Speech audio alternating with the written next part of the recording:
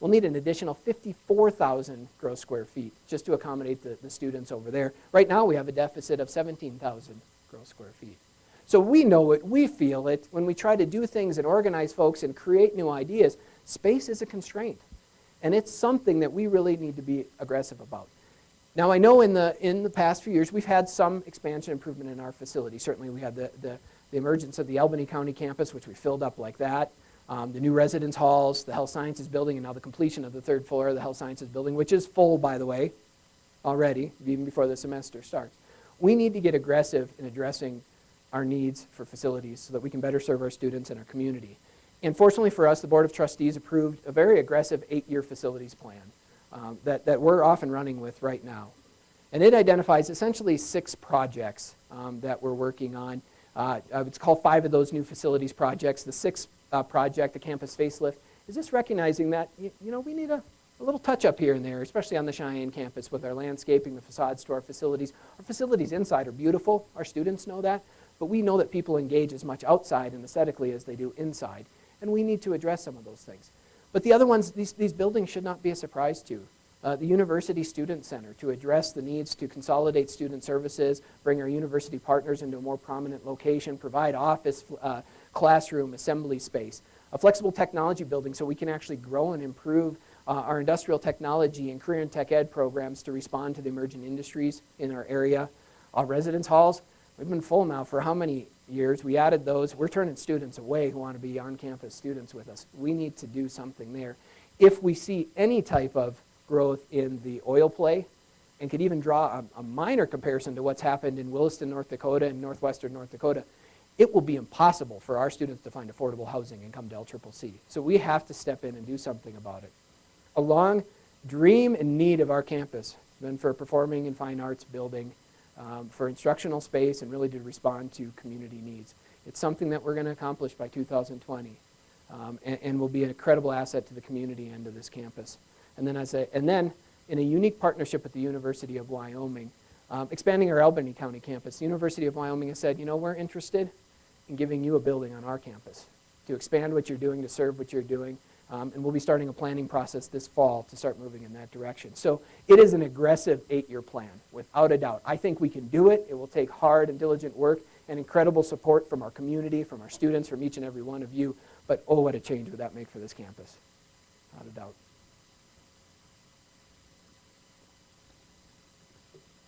So let me take us to what I think we're really here about. I know it's what motivates me to do the work that I do. And I know and I believe it's what motivates you to do the work you do, and that's student success. And I love our students. I love community college students. I love the work that we do. You heard some of the passion that Pete said and the things that we can accomplish. You know, they say you can't be all things to all people, but damn it, we sure love to give it a run, don't we? I mean, without a doubt, we do great things. And so people tell us that one of the best opportunities we have to engage a student and get them on a path to completion is when we first meet them. That first time they come into the campus, that first time they engage in a class, that first time they sit down with a faculty member, an advisor, whoever it may be. So what I want to do is spend the next few minutes talking about what it looks like for our entering students. And so we built a series of data points that look at our entering student cohort. So these are all the students that are new to LCCC. So it's new first-time students as well as new transfer students who come with fewer than 30 credits. And look at what they do when they hit the campus. So let me walk you through a few of these things. And these first ones, I've broken it out by adult and traditional age students to see if there's any play. Not surprising, when our students come to us, about half of them enroll in a developmental education class. 55% of our traditional, 47% of our non-traditional, about 53% enroll in a developmental education class. And we know that's predominantly mathematics when they come in. About 64% of those students will succeed in their developmental class in that first term. So to put this into context, you get 100 students coming in, 53 of them are going to enroll in developmental education. And of those 53, about 64% or 34 are going to actually come out of that developmental education class successfully in the first term. One of the other things we need to do, and this is supported in the research, is to make sure that our students actually earn college credits when they first enroll. That's the motivating factor. We know that if they enroll in developmental ed and they don't succeed, or if they don't earn college credits, they're more likely to attrit and leave us. So when we look at what percent of these entering students actually earn college credits in their first term, or in this case, don't earn college credits, these numbers really aren't anything to laugh at. They're not huge, but 15% of our traditional age students don't earn a college credit in their first semester with us. 20% of our adults don't earn a college credit in their semester with us. And we know that that first credit, that's that trigger point that keeps them moving on to completion. From a persistence standpoint, we actually do fairly well in fall to spring persistence, especially amongst our traditional age students. 73% come back and enroll in the spring. Adults, only about 58% come back in the spring. And then when we go fall to fall, this is really where we see the drop. 50% of our traditional age students will actually enroll in the fall again. So again, to put that in context, we lose about 1 out of every 2 students from fall to fall when they come to us. 39%, only 39% of the adults come back in the fall. Continuing on to progression and completion, one of the things I'll talk about in a second is the importance of really looking at success at the very fundamental level of what we do, and that's in the classroom. How do students succeed in their classes when they look at? Pretty consistent across student type, but about 68% of our students, our students pass about 68% of their classes in their first term when they come to us. But when we look at math specifically, and we all know that there's considerable work and initiatives and focus, we've been doing it here, trying to figure out how to handle this developmental math crises and the things that are going on here. And we know math is a critical element of every single academic offering we have. It's a critical element in there. And so passing a college level math is an important milestone for our students. Would we agree with that? I think so. When we look at these entering students, here's the percent of our students that actually complete a college level math in their first year. Their first year, 2 semesters with us. 28% of the traditional students, only 20% of our adult students complete a college level math in their first year.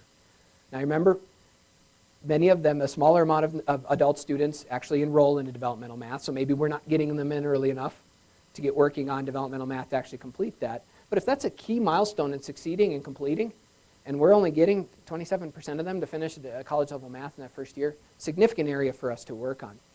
The other milestones that we see are the completion of significant amounts of college credit. 15 credits in 1 year, 30 credits in 2 years, and then certainly on to completion.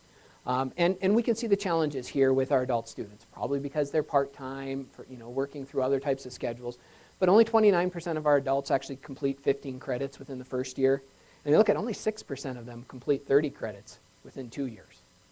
A pretty small amount. Now the bright spot here, and one of the reasons why we may have a smaller percentage of adults actually enrolling or earning 30 credits, is we may have a significant amount of adults who are completing a 1-year certificate that is less than 30 credits. And I don't know this, but 78% of our adults, entering students, remember those cohorts, will actually earn a certificate or a degree within 3 years. Now that snapshot isn't the full 4 years of data we're using here because we only have 2 years of data that we went back to for those 3 years, but 78%, that's pretty impressive. It's something to be celebrated in helping them get to completion.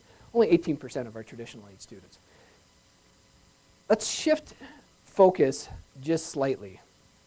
And I want to show you the same group of students that come into the college, but look at it through the programs they choose, the types of programs they choose. So we've broken this out by our traditional or our applied programs, our Associate of Applied Science, our certificates, those types of things, by our traditional transfer degrees, the Associate of Arts, the Associate of Science, and then those students that come to us in our general education or undeclared.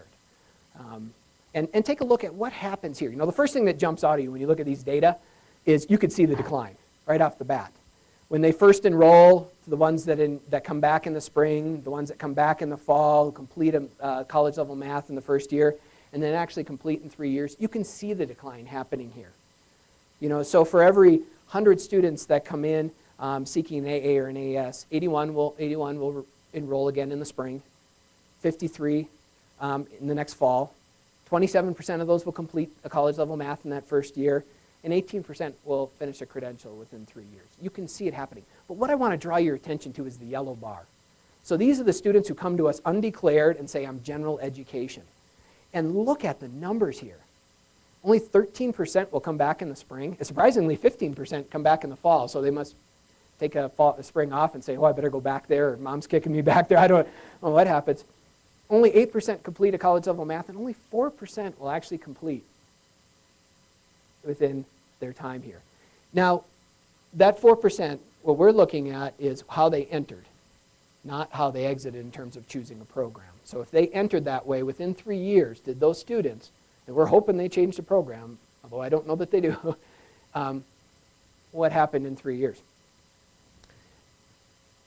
Research is continuing to tell us that the sooner we get a student into a program of study, the more likely they are to persist. There was some great research out of the Community College Research Center at Columbia University. I'm a fan of them. You'll hear me talk about them in a little bit. Suggests the sooner we get them in, the more likely that they are to do that. And when we look at our undeclared students, when they enter, how many of those by the end of their first year have actually chosen a program of study? In other words, shifted from being undeclared by the end of their first year. Only 6.1% on average actually end up choosing a program within 1 year.